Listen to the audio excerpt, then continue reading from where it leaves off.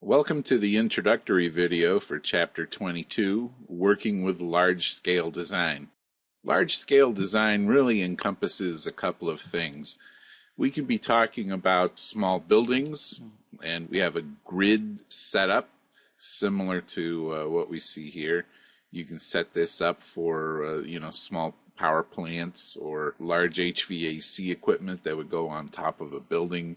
This might be a condenser unit, or you might have some chemical equipment that would go into a grid like this that would use some sort of a framework to hold it all in. You can create a walkthrough that goes through and shows the various pieces of equipment that would go into something like this, or another type of design that would be involved in the large scale design would be something like mobile equipment that's large enough to walk in. Even in this, we have a 3D path that we can follow and record a video as you walk around this path, which helps you kind of get a sense for what's going on with a design this large. So whether you're doing a walkthrough, exporting to IFC, doing something that has a grid structure, a facility layout type of thing, or just a large design review, this chapter is going to have something for you.